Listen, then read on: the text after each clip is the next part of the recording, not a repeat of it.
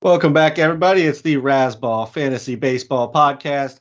I am B Don, joined by the man you want to hear from, the Fantasy Master Lothario, Gray Albright. How you doing over there, Gray? Good, better. Feeling good. Feeling like I'm on the mend. I've gotten rid of COVID and now I just have bronchitis. So yeah, things are getting better relatively. Yeah, so you went from like hell to like purgatory. You're stepping Yeah, back into yeah, the world of the living soon. yeah. Soon I might have I might have two dual lung capacity. Yeah, maybe. We'll see. I feel like only Rudy was truly able to understand fully how I was feeling when I said I told him that I was feeling like in college I used to smoke Newports, menthol cigarettes, and I wake up every morning coughing up a lung like I'm still smoking Newports. So yeah, I've been better. I'll be honest. I've been better, but I've also been worse. Fairly recently, I've been worse. So yeah, I'm on the road to recovery. Thank you. Yeah, glad to hear that. I mean, is that how you and Cougs met? You were smoking your Newports. She's like, "Oh, hey, can I have one of those? That's my brand too." Yeah, no, she smokes 120 Virginia Slims. Yeah, that makes sense. All right, so let's talk about somebody who has made his return to the Let's talk fantasy about someone living. who is actually smoking. You like uh, that segue? yeah, nice. Thanks, Greg. I appreciate the help with that. Uh, Jacob DeGrom has returned. He's in his two starts, 10 and two-thirds innings, 18 Ks, one walk, three earned runs. I mean, he's Jacob DeGrom. He's amazing, right? Yeah, man. Like I was uh I was watching him on Sunday. We're recording this on Monday. I was watching him on Sunday and I was like, is this the best pitcher ever? that's and that doesn't feel like complete hyperbole, Like when you're watching a guy and you're like, is this the best pitcher ever? That feels like hyperbole, but when you're actually watching DeGrom, it doesn't feel like hyperbole. Like that's like how good he is. It's just like so incredible how well his pitches like just completely fool very good hitters. I mean, the Braves are not a bad team. They're not a bad offensive team, and DeGrom was just mowing them down like it was like nothing. I mean, it was really and incredibly it feels like and this just this in our in this DeGrom is like the guy that is like that I'm saying this about, like not past DeGrom's. Like there's been like somehow he has managed to become like this better DeGrom, and he was already like amazing. Like he was already like, wow, can this guy get in the Hall of Fame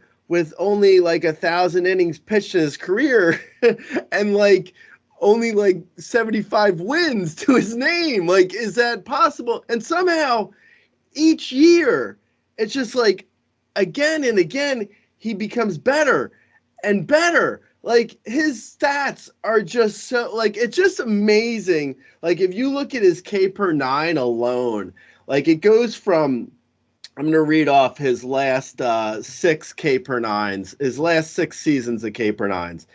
10.7. Excellent. Excellent. Next year, 11.2. Even better. And then 11.3. A little bit better. Then 13.8. Now it's getting absurd. And then 14.3. Now it's completely absurd.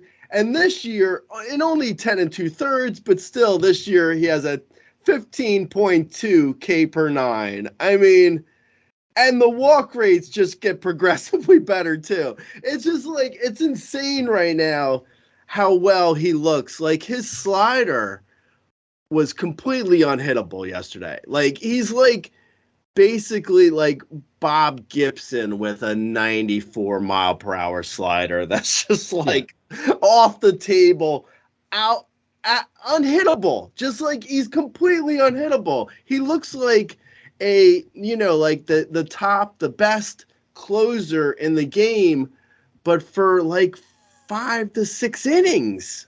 I mean, it's truly amazing how well he looked yesterday. But yeah, I don't know if you watched him. Any thoughts? No, I mean everything you said. He's amazing. There's really, I mean, just to kind of bring up how ridiculous. I don't know if like reading off the K per nine does it full justice about like how ridiculous he was last year in his 92 innings. So he threw 92 innings. He faced 324 batters. 324 batters, Gray. He struck out 146 out of 324 batters.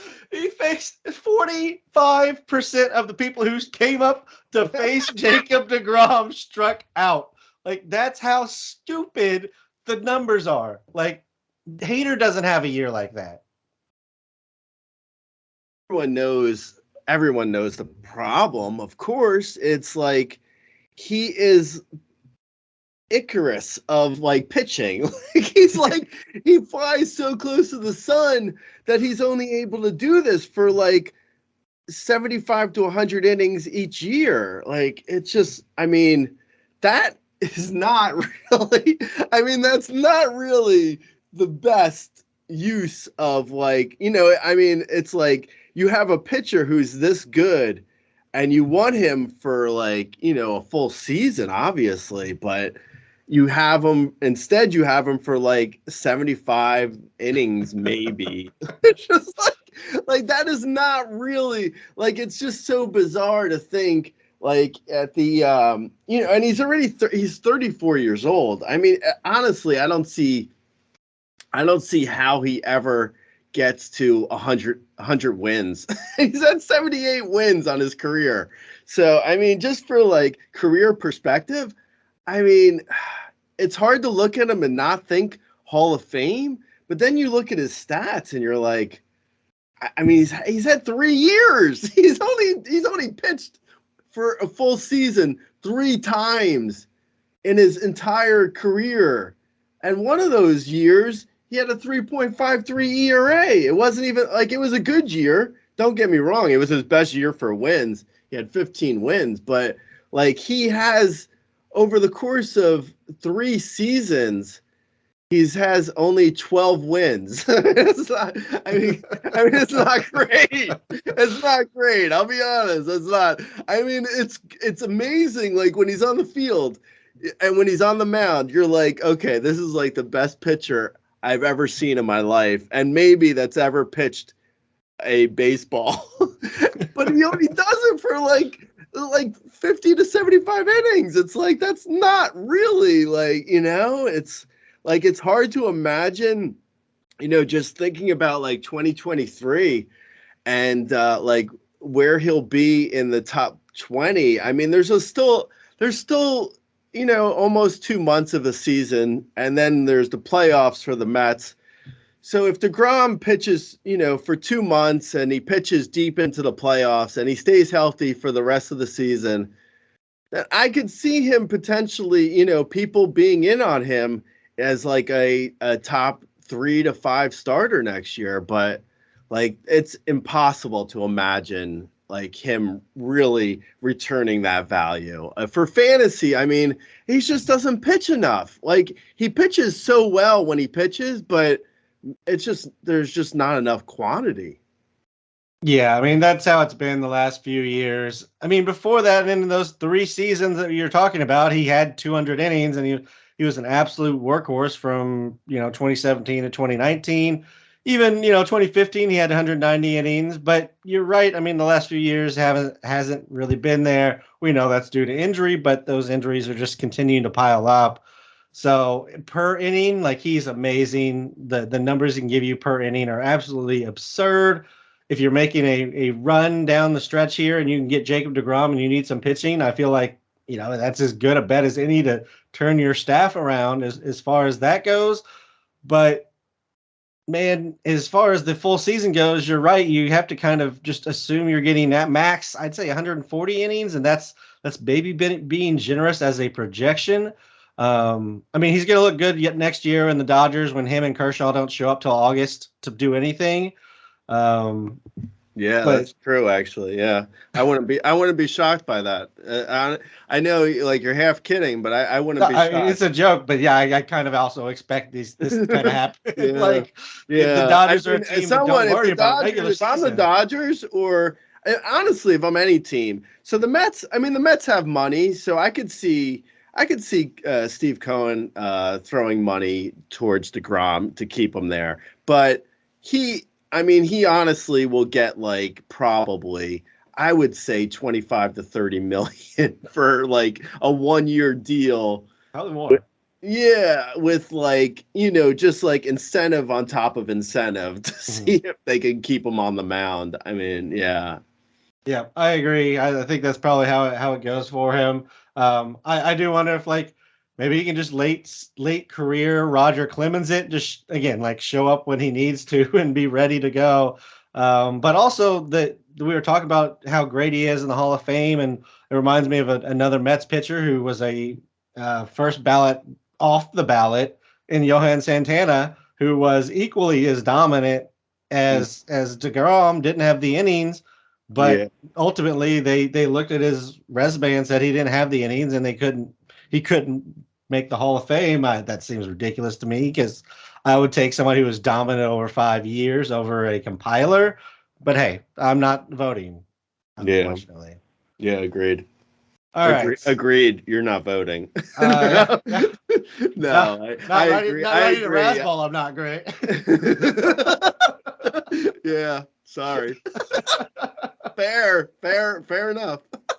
All right, so let's talk about some guys who are not doing well right now, and that is two guys who were sent down, Franmil Reyes and Ian Anderson. I mean, we had high hopes, or at least I did, for both of these players. Anderson just for pure innings and the numbers to be good. Franmil had a massive season last year, and just assumed kind of that the even with the plate discipline issues, the eye was always good and the power was always there. The eye wasn't good, the power wasn't there. He was just awful this year. Yeah, no, Franmil really kind of throws me for a loop because I do think he could still be good. I don't think he's done. Like he feels like a guy who could have like a second a resurgence on another team like David Ortiz going from the Twins to the Red Sox. Like that's how much I still really believe in Franmil Reyes. I truly think he can hit like 40 homers a year and 260 for many years. Like I just am kind of shocked, honestly, that the Guardians cut him. He just feels like a guy who just needs a little tweak or something. Like I don't know what's going on with him. Like his Ks, like you said, I mean his strikeouts really are up, and it's concerning. But he's had so many years, even in the majors, he's had years where his strikeouts haven't been that absurd, where they were like around 28%. So for it to balloon up to 37% strikeout rate, I don't know, man. I think there's something going on there. I don't know if it's an injury or if it's just like he's got the batting yips, or I honestly have no clue. I don't know. I haven't really paid attention to like what's going on with him specifically, but I gotta think it can be fixed. I mean, he's still young. He's 26 years old. Ah, man, yeah, I would if I were any team. I think would be well served to grab Franmil Reyes. Please, Cubs. Please, Cubs. Yeah, yeah. I mean, I really, especially with the DH across the NL now. I mean, any team Yeah. could grab Franmil and really get like a solid 550 at bats from him. And just about any team, I think, could use him too. Like, there's very few teams that wouldn't need that. So, yeah, I don't know. Hopefully he latches onto somewhere. Either that or he's going to hit 75 homers in Japan. And then he's going to come back in 4 years, and people will be like, hey, remember him? I bet he's going to hit 30 home runs again. Yeah, yeah, exactly. Okay, so anyway, Ian Anderson, though, I didn't really like Ian Anderson coming into the year. I thought he was a little bit overrated. I was telling people not to draft Ian Anderson, even though in my NL only Tout Wars team I did draft him inadvertently. So that was fun. Yeah, that team's a mess. It's a really bad team. I didn't do so well in my Tout Wars team this year, unfortunately. Anyway, Ian Anderson, I think his previous year, you know what I'm gonna say, Tukey Toussaint. That's the way the Tukey crumbles. Yeah, I think Ian Anderson and the Braves starters, man, I don't know. The Braves rookies, they come out of nowhere, they do really well, and then they just like disappear just as fastly. That's a good use of a fake word. Just as quickly. So yeah, I think Ian Anderson. I don't know. I mean, he was a decent prospect coming up, so maybe he could figure himself out.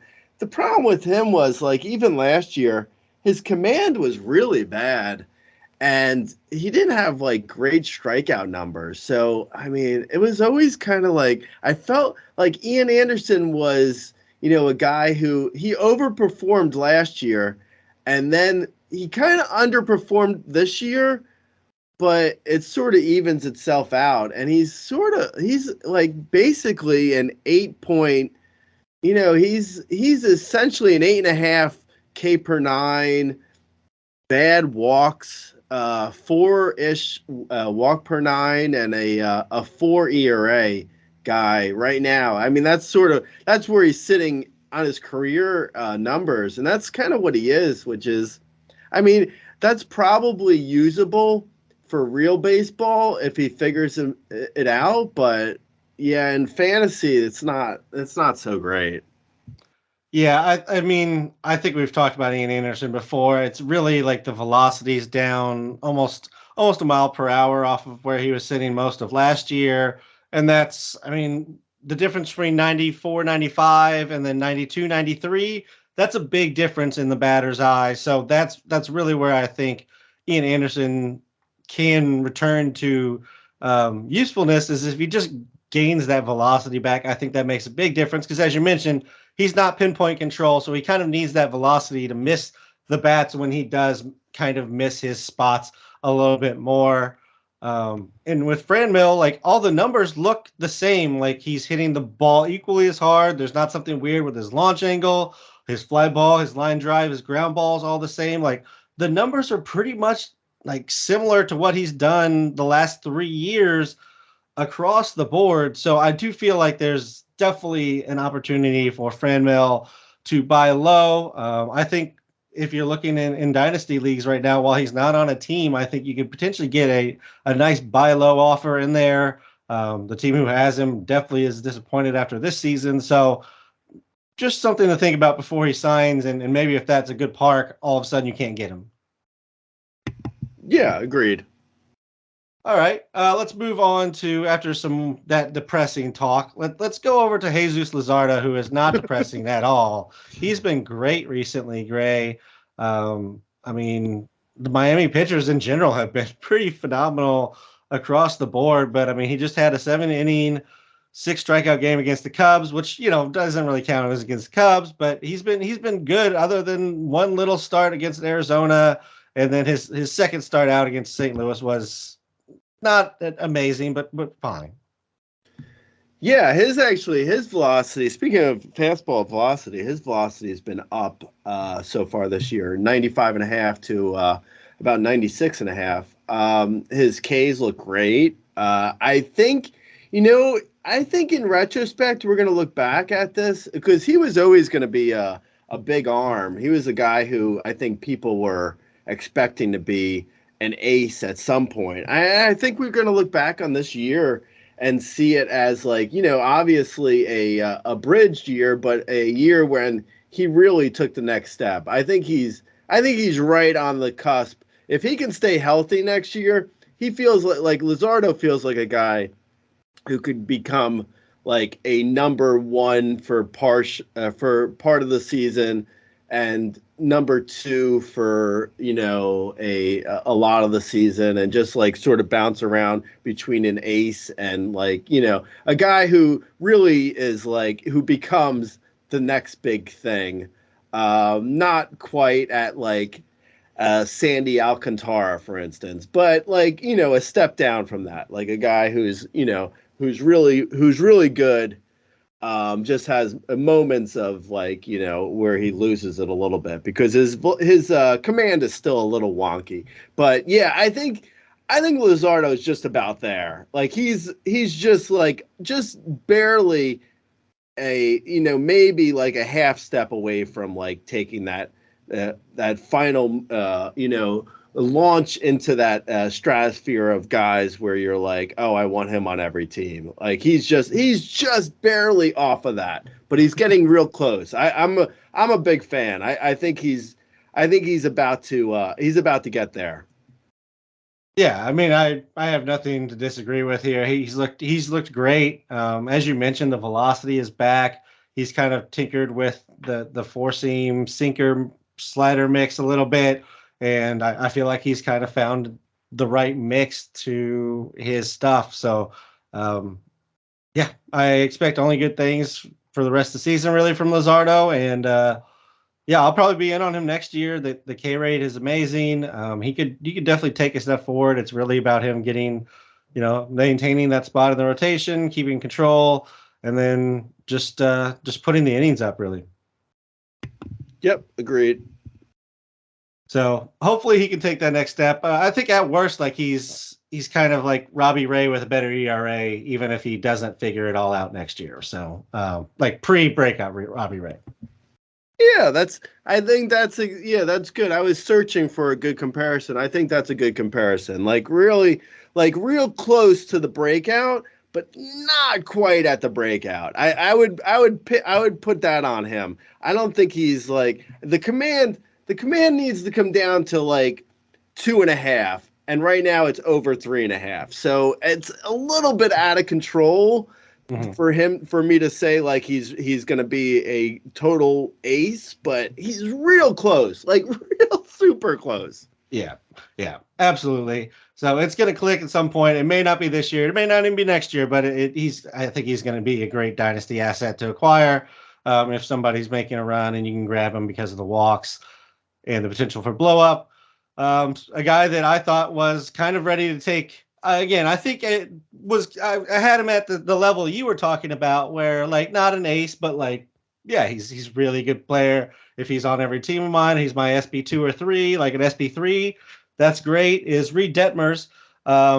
He did not start the season so great, but since going down and coming back up, he's had 5 starts. He has a 1.16 ERA, a 0.94 WHIP, and a 32.5% K rate. Gray. Is Reid Detmers finally the guy that I drafted months ago? Yeah, right. I know. It's like if I could draft players and then just get the best version of them versus what I actually get. Which is like a mix of terrible and a mix of okay and then a mix of good, and then you get a little bit even of great, and then it goes back to good, and then it goes back to really terrible. That's the problem with the fantasy baseball. You don't get just the good stuff. You get all the shit. You get all of it. Yeah, you get all of it. Yeah, I mean, I think my problem with Reid Detmers is like the fact that it took us, into the middle of the season to see him pitch this well, that like at any point could he revert back to what he was. Like that's that's probably my biggest concern with him, is that at any point he's gonna revert back. But yeah, I mean, he looks great. I was kind of like, I wasn't completely sold because he did burn me pretty bad in the first half, as I'm sure he burned you. So I wasn't really like, anxious to jump back in on him. But yeah, since he returned, I mean, he looks like exactly what we were hoping we would get from him. I would venture a guess and say that there's still going to be some up and downs with him. I don't think he's completely there yet. I worry, anytime a guy can get that good that fast, I worry that it's gonna revert back. Like, you look at like guys, in the past that have been like really amazing and then have sort of reverted, like Blake Snell, for instance. Like, you expect Blake Snell, because he was able to be so good for a whole season, even he won a Cy Young. You would think he'd be able to fix whatever's broken when something gets broken. But as you see with him, I mean, it takes months for these guys to fix stuff sometimes. So yeah, I think Detmers is going to be good. I really like him. I just worry that it's going to be a little bit more up and down than we're seeing.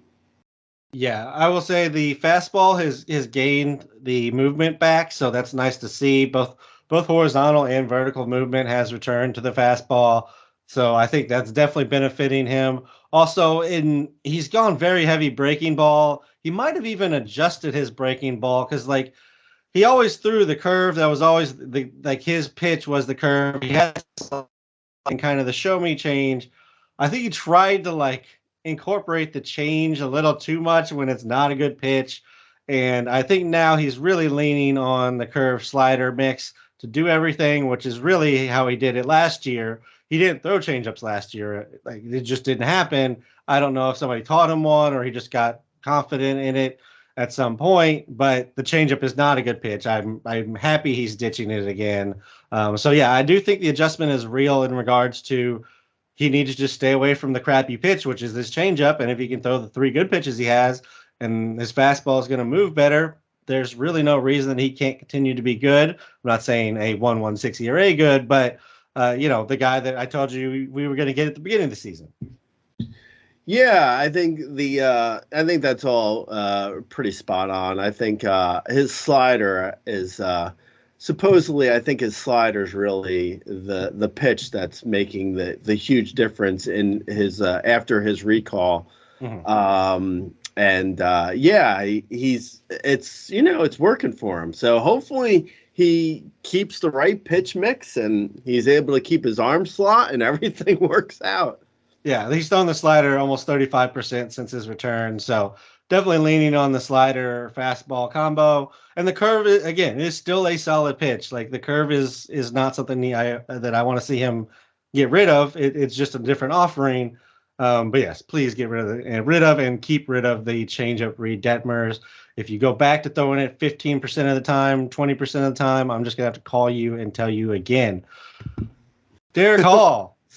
Is he for real? Is the Oats, is it worth going to the barn for, Gray? I mean, in AAA this year, 20 home runs in 72 games, 8 home runs so far in the majors in a very short time. He is on the short side of the platoon, but hitting it consistently in the heart of the order, 4 through 6. Are we interested in Darick Hall and say anything deeper than like a 10-team league?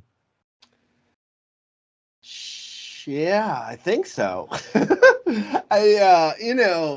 I think he's a lot of he's got the Phillies in general. They really seem to develop a lot of guys who just hit the ball in the air and nothing else. I mean, I guess Alec Baum isn't quite that, but Rhys Hoskins totally is. Rhys Hoskins, they went and signed Schwarber, that is all he's ever done. Yeah, they like fly balls there, which is, I mean, that's fine. Understandable. Yeah. I mean, it's a good park for it, I guess.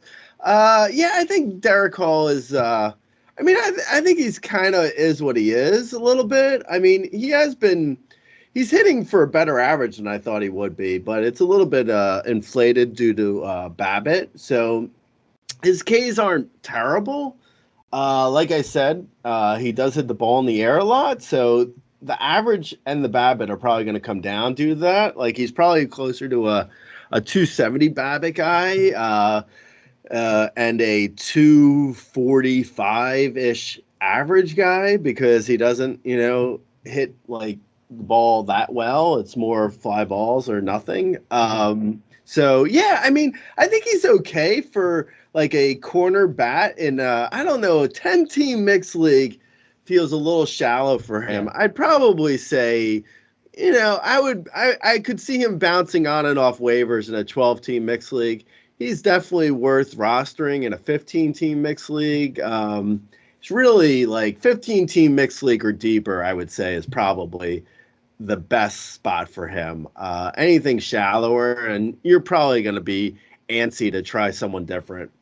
Yeah, and it's hard to maintain platoon bats, even if they're on the good side of the platoon in a shallower 12 team. I know there's deeper 12 teams that kind of play like 15. So in those, I do think he needs to be added.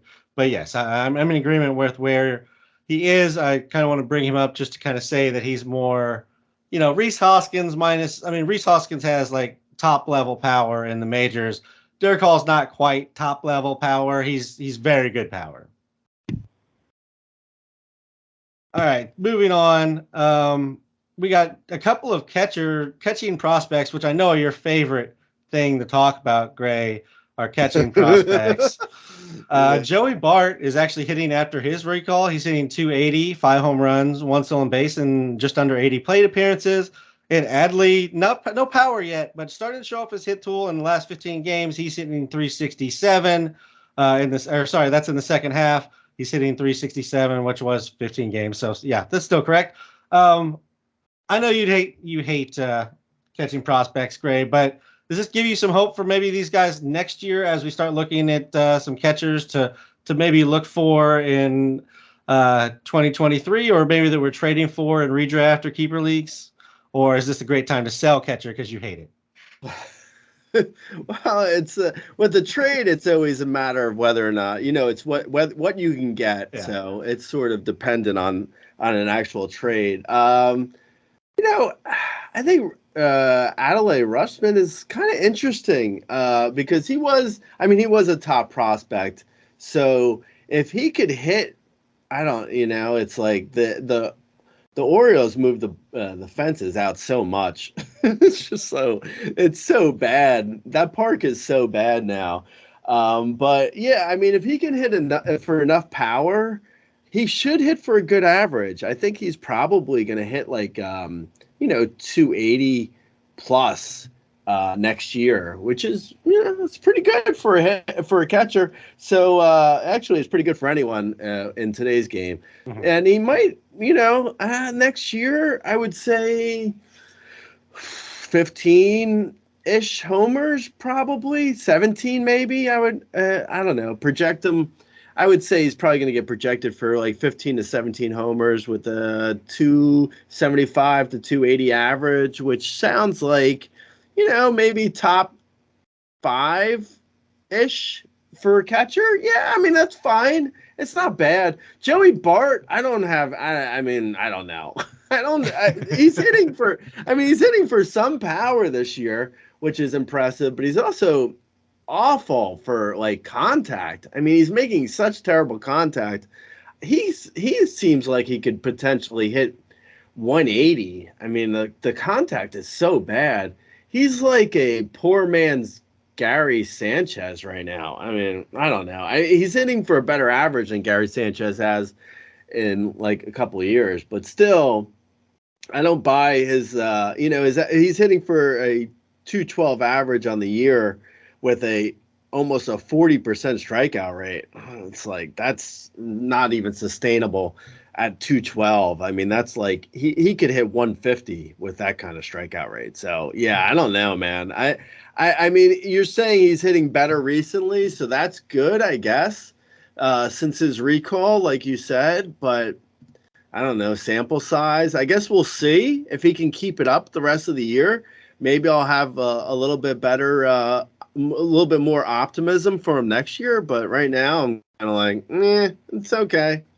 Yeah, I mean, it is a little limited sample as it's only been, pretty much the second half, which is, only been a few weeks now. But he has got the K rate sub 30%, at least 28% in the second half here. So trending in the right direction, just something to monitor as we finish the season out.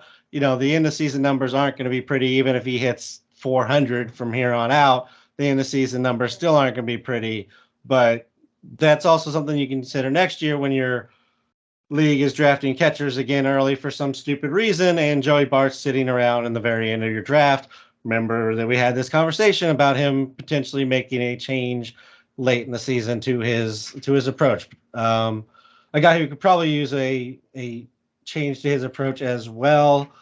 We know his tools are like heavy metal, concert loud, but Oneil Cruz has struggled a little bit as he's kind of popped up. That's not really anything crazy. We knew that was definitely a possibility given just the way he approaches his at bats. But where are you at for the rest of the season on Oneil Cruz? And then as we're kind of looking forward to next year, are you going to be back in on him? Yeah, I think I'm gonna have. I think he's gonna be a hard guy to not be in on because of the power speed combo. It's gonna be so enticing that I mean the Pirates scare me, the strikeouts scare me, but still the power speed is really interesting. Totally legit. Yep. Oh, it's so good. I mean, his really he is such a incredible highlight reel. he's like the human highlight reel for a baseball. I mean, it's like if you've seen him hit, he's basically he can hit a ball in the outside corner 450 feet with little to no effort. It's just so crazy how much the ball jumps off of his bat. And then, running, he's so fast and it seemingly without much effort. Everything is so effortless with him. Yeah, unfortunately can't make contact. Yeah, except swinging the bat. Yeah. I mean, that's the problem is, the contact is so bad that I could see him potentially being like a 30, 20, 220 player, at least next year. I mean, at some point, maybe the contact gets better. But yeah, I mean, that is, I mean, and that's a really sort of, that's a line I would take just about in any league. So I'm definitely going to be in on him. It's going to be hard to be super crazy high on him because of the contact, but you're going to I mean, he's going to be the kind of guy that's you got to take a flyer at least in one league and reach for him because he's just so exciting. Yeah, I mean, if he ever figures out the contact part, then the amount of damage he can do is going to be just stupid. Let me get this from you, Gray. Are we thinking for next year? We'll start with next year and then maybe move beyond that. Is Oneil Cruz more Tatis, Javi, or Rougned Odor? Oh man, I'm gonna say Javi, but I wanted to say Odor, and I had no inclination in saying Tatis. Yeah. So somewhere between Javi and Odor is what we're looking at for next year. Yeah. Do you ever think he gets to the Tatis level of contact and patience? Yeah. Are we just looking at yeah. I mean, I think he could. souped up Dallas Garcia? Is that the best? Maybe, but he hits the ball so hard that he could potentially sustain a 350 BABIP and a 245 average over the course of a full season because everything he hits is so hard. Yeah. I wouldn't be shocked to see him hit 240 plus on a crazy high BABIP. Yeah, I mean, he could definitely do it the way that he just crushes the ball. He could pull, I don't know, like when Franmil had his 280 season, something like that, where he's just crushing the ball and just finding spaces. Yeah, I don't know if I ever see the Tatis like 300 possibility with all the numbers that come with everything that Tatis is, or Acuna. If you know, if you're not comfortable with Tatis because you haven't seen him this year, whatever. Yeah, I'm thinking Javi, but probably better than Javi, at least as far as the upside goes, because just the size that he has is ridiculous. Another couple prospects that haven't exactly been dazzling us yet are Riley Greene and Jared Kelenic, two guys that, I mean, we thought would come up and produce almost immediately because they had the contact, they had the bat, and they have struggled here so far. Riley Greene starting to come around a little bit, hitting for some average, not so much for any power yet. Where are you at on these two former, I guess, now former, elite prospects? Well, Riley Greene, I don't think we can write off anywhere near like yet. I think he's still got, I want to see Riley Greene. I'm still going to be excited about Riley Greene next year. I want to see Riley Greene start the year with the club and be as good as he can be. I think he can still do that. Kelenic is a little bit of a concern though at this point. I mean, he's like not even making fantastic contact when it's okay. Like somehow he went down. Like in AAA, his first time in AAA, he had a 15% strikeout rate. And this past time he went down to AAA, he had a 24% strikeout rate. So it's almost like some of his contact issues are even carrying over no matter where he's playing, which is, really kind of concerning. I'm still interested because of the power speed combo, but it's like he's gonna have to fall next year if he doesn't if he doesn't put together a huge final 6 weeks, which I'd be kind of shocked if he does at this point. If he hit well over the course of a week, I'd be pretty impressed at this point because he hasn't shown any signs of anything. So yeah, Kelenic is gonna be he's going to be a forgotten man in drafts next year, and I kind of understand it, unless we see something in these final, month, a little over, 6-7 weeks or whatever. Yeah, no, I'm with you. I think I'm probably still going to be a little bit more optimistic on Kelenic. Just again, the tools are there for him to be a very good player. I just don't know if when it's gonna click, and honestly, I kind of expected it to always be at some point it'll click, but it's been looking bad. But let's remember, he's still 22 years old, so he still has some time to figure this out. Not write him off completely, but I will gladly take the draft drop on him next year. I think this year he was going somewhere in the 1 to 150 range. He'll go after 200 next year pretty easily. Yep. Lucas Giolito is one of the pitchers that we were kind of talking about earlier, where the performance has been a little bit up and down, and kind of has been throughout his career, other than last year. He's had another strong performance here, though. Trade deadlines are coming up for our leagues. It's already passed for Major League Baseball, of course. Where are you at on Giolito rest of the season? And while we're here talking about just the most mercurial pitchers available, let's talk about Blake Snell. And we mentioned him earlier. He's had 3 good outings, and really he's been pretty good since July turned over. He's had a 2.56 ERA. WHIP still high at 1.2, but he's at that 37% K rate, which is old school Blake Snell. Where are you at on these two guys who could seemingly give you 5 great starts and then just blow all that to hell? Speaking of the trade deadline, I saw that you sent me a trade offer of Dylan Cease. I send you Dylan Cease, and you send me Kyle Schwarber. And I declined it, and it asked me if I wanted to give a comment, and I said no. And I don't even know why. I didn't even look to see if that trade would help me. I think it definitely would help you, but that's okay. I like Dylan Cease. He's got the mustache and everything. You can't be trying to get Dylan Cease But it's an off. RCL. Like, Have you seen it's his an RCL. mustache? In I any mean, other come league, on. he carries so much more weight than he does in an RCL. I'm going down to the ship, and Dylan Cease is going down with me.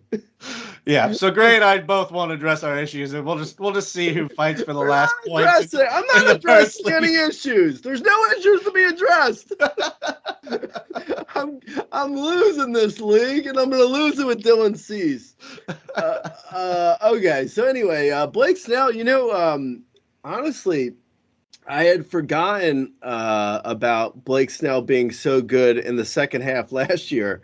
That now that he's starting to do well this year in the second half, I'm like, oh, is that a thing? I don't know. I mean, it doesn't like that whole like the splits thing is always so weird to me because it doesn't really make any sense for a guy to be like better in the second half. It's like, are you just not trying in the first half? What is that? What is that? It doesn't make sense, but I don't know. I mean, Blake Snell seems like a total dipshit. So maybe that's what his deal is. Maybe he's just good in the second half. Eventually, when he figures things out, I don't know why that would be, because we've seen really good stretches for him from over a whole season, but. Yeah, now he seems really flaky. So yeah, I mean maybe Blake Snell is good now for the last 6+, 7+ weeks. So Giolito, for me, Giolito feels like a guy who's just being like he's a little bit unlucky. I still think he's a buy low. Like he seems to me like a 3.5 ERA guy who is just getting unlucky and has been like, he's giving up a lot of homers, which isn't good. I mean, obviously, you don't want to see him give up so much hard contact, but I don't know. I still think like his ground balls are up this year, his line drives are down, and somehow he's still giving up a lot of homers, and his Ks are fine. His walks are a little bit up, so his command is a little bit off. But yeah, I think Giolito's still like a potential like bottom low number one, like maybe more of a number two. But I still think that potential's there for him. I just think he's also really like pretty solid about getting to 175 innings every year. Like he's and for in today's game, that's basically a workhorse. So yeah, I think Giolito's still okay. I don't mind Giolito. I think he's a buy low. In keeper leagues, I would be looking to buy him. And then probably in redraft leagues too, if you need to take a gamble. I am a little bit concerned that he hasn't really, like you said, he was a couple decent starts here and there recently, but still only like, I mean, I forget now off the top of my head, but it was only like a little bit over 5 innings. So it's not like you're seeing like the complete game shutouts either. Like he's not like blowing people away. But yeah, I mean his numbers are telling me he's going to be better than he has been. Yeah, I think I'm actually on the other side of Giolito. I think I'd sell him right now if I could. The velocity's been slowly declining on the fastball pretty much all season, which isn't great. And then on top of that, like if you look at the matchups that he's performed well in versus the ones that he struggled, you start looking at him, you're like, oh, so I mean, maybe it's good that they're predictable, so you just don't start him against good teams. But he hasn't really pitched well against a good team since like May. So it's good that you can pick and choose and you know which ones. But also, if you're looking at a staff ace, I don't have to pick and choose my matchups with a guy that I should feel comfortable throwing out there every time. Yeah, that's Um, fair. Yeah, I'm probably being a little bit optimistic, but yeah, I mean you're making decent points. I think maybe I'm being a little bit optimistic by saying a low number one. He's probably closer to a two or a mid two at this point. So yeah, I think you're probably right. All right.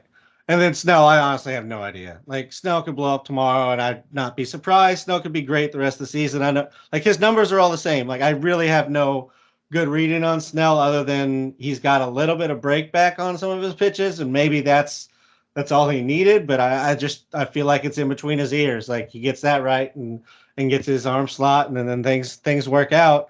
But there's really nothing in the numbers that say anything until it happens, unfortunately. Yeah, agreed.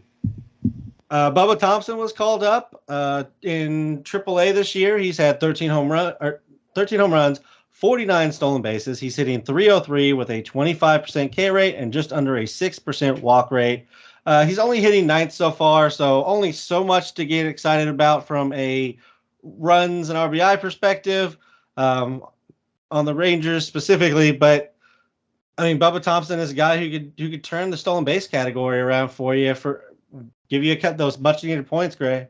Yeah, no, completely. I'm all about Bubba Thompson right now.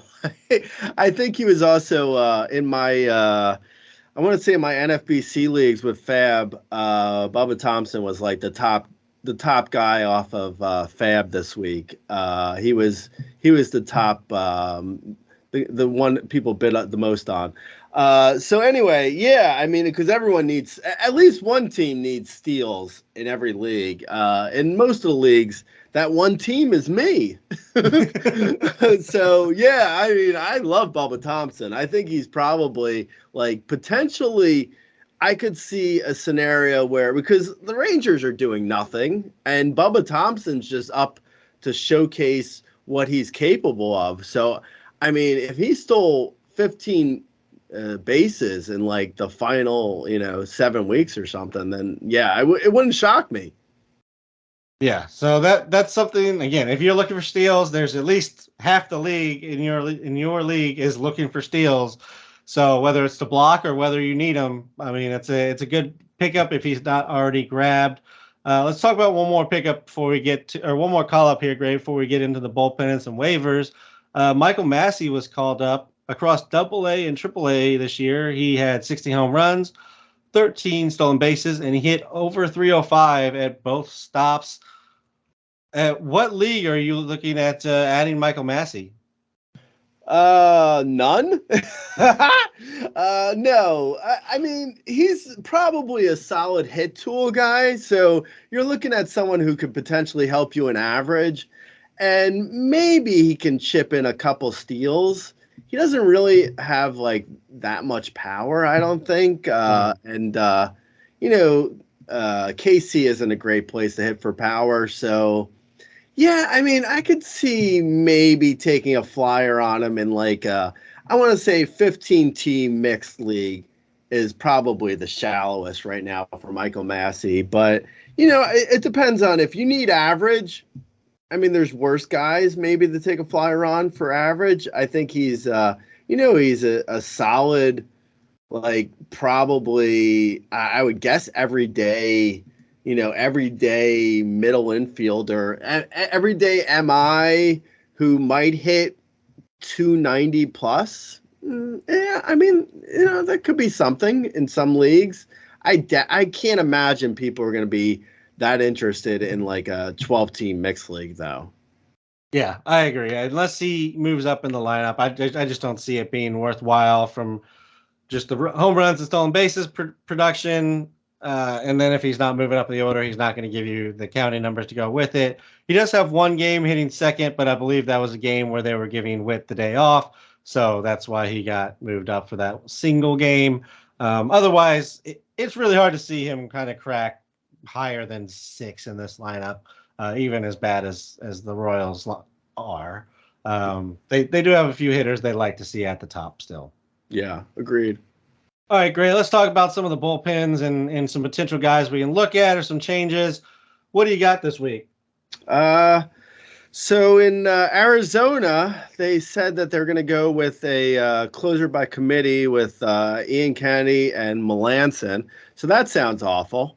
Sounds really bad. I don't know if I would even be looking at either of those guys in shallower leagues. In a deeper league, you do what you got to do. I don't know. I mean, it's Sagnoff. So if you need saves, you go try and grab saves. I think Kennedy right now is probably 60-40 in favor of Kennedy because Melanson's just been so bad for so long. And then in Cincy, Hunter Strickland just keeps getting opportunities, even though he really sucks. Alexis Diaz is better, but I wouldn't be surprised if Cincy's worried about arbitration and having to pay Diaz, whereas Strickland is a vet, so they could just let him close and not have to worry about, paying him ever. So I honestly, Diaz should be the closer, but I wouldn't be surprised if Strickland stays there as the closer. And then one that's super sad for me to report on is Clay Holmes. Just he's looked kind of bad for a couple weeks now, unfortunately. I in a 12-team mixed league, I've actually benched him for this week. So I wouldn't be surprised if Aroldis Chapman is back in line for some saves in New York, unfortunately. Yeah, I mean, I think they just taxed Clay Holmes. They were throwing him so much all the time. Beginning of the season, they were doing it multiple innings too. So yeah, I think Clay Holmes just ran into the wall. There's a reason he's a relief pitcher, not a starter. But yes, I think he'll be fine eventually. But yes, World Chapman could fall into some. Strickland has given up, I think, runs in 4 of his last 5 appearances. So I do think there is something to look at for Alexis Diaz, even if they're worried about the arbitration. I mean, it's so hard to watch Hunter Strickland walk out there every time. Same with Melanson. I'll take Kennedy, but I have no interest in rostering Melanson, even if I'm desperate for saves. It just seems like such a bad use of your roster spot. There's also Jonathan Hernandez in Texas, which randomly the Rangers switched their closer. Just random. I mean, they were just like, they had Barlow there and just like, I don't know, let's try someone else. Like, okay. All right, guys. I don't know. The Rangers seem like a team that doesn't really know their ass from their elbow, but yeah. Yeah, so they have Hernandez. Matt Moore's gotten a save. I think Brock Burke's gotten a save. Yeah. And then eventually Barlow will be back. So it's just a mess in Texas. But yeah, if you're chasing, I think Hernandez is probably the one who's going to get the most looks just because Moore and Burke are both lefties. Yeah, agreed. All right, Gray. As we move on to some waivers here, I did want to ask you just in regards to how you approached kind of the end of the season. We got innings, pitched limits starting to kind of loom over us, especially in shallower leagues. How do you approach the low K starting pitchers? It's fine during the season, you get the numbers, you get the ratios, and you just kind of build those out. But now that we're really getting down to it, if we're looking at, we need a few Ks here or there, are you maybe more selective with some of the low K pitchers who have been good lately? Like Merrill Kelly's been great. Cole Irvin, Graham Ashcroft, Spencer Watkins, like these guys aren't sexy, but like they have been putting up good outings. But can you take those outings now that we're starting to get to it? Yeah, I mean, I think it's probably team dependent. All those guys, I think, are startable in just about any league if the matchups are right. And I mean, you can get Ks, like you can go and out and get like a middle reliever and get Ks, like get 3 Ks from a middle reliever and tack that onto a Cole Irving start of 3 Ks. So if he goes 6 innings, gets 3 Ks, and you tack on a middle reliever who gets 3 Ks, then you have 6 Ks. Hey, look at Gray doing math. I mean, I think you can work around the low K starters that it's not completely debilitating. Yeah, I mean, I have no problem starting them if the matchups are good. Actually, I think I started Kelly. I believe it was Sunday. I started him in a league, or maybe it was Saturday, but I started him in a league or two. So yeah, I don't mind it. I think, it's like in my one 12 team 12 team mixed league where I'm doing okay. I think I'm in 3rd place.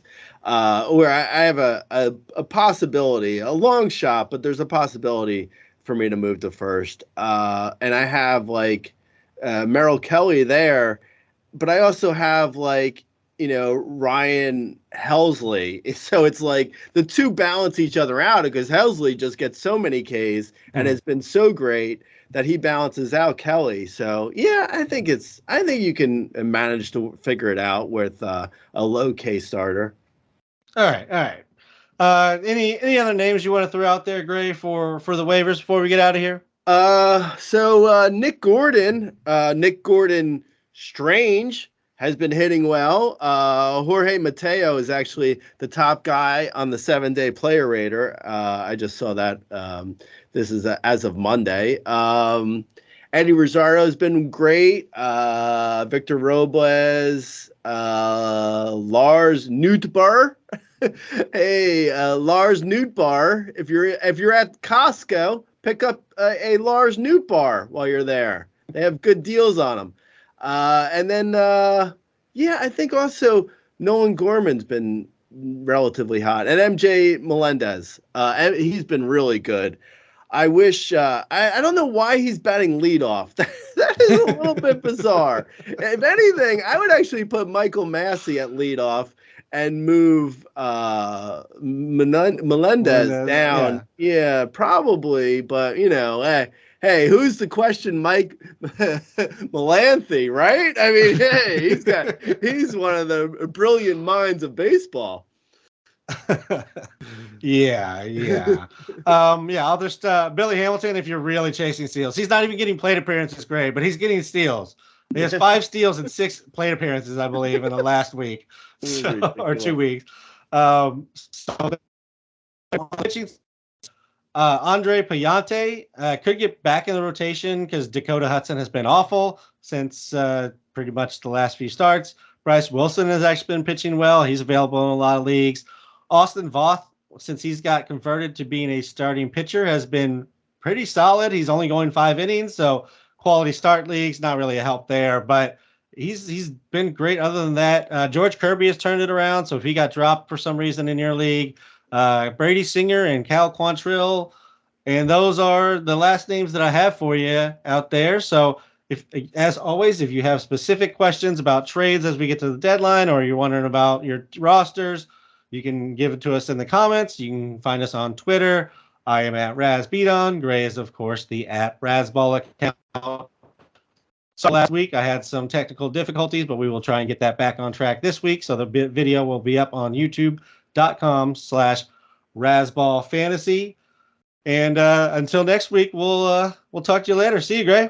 All right, Lates.